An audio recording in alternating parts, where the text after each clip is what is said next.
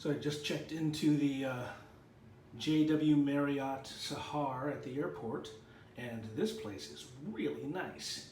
Freaking marble floors. I'm up on the concierge lounge level. Very, very spacious room. All of your fine amenities. Basic stuff, of course.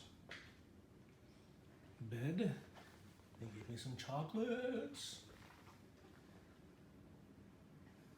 But then I turned around and saw this.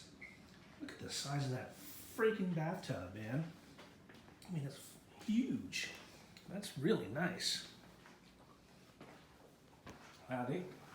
See my reflection there? One of those freaking rainfall shower jobs there. Gonna enjoy that. European style toilets with a ass spray. Foam right there in case I have a heart attack while I'm taking a dump.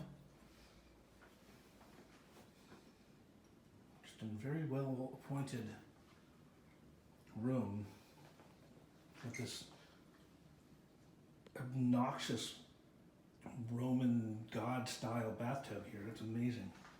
So be here for the next few days, and then we'll be flying out of the airport to Bangalore. But yeah, this will be interesting. I think I'm gonna go check out the concierge lounge.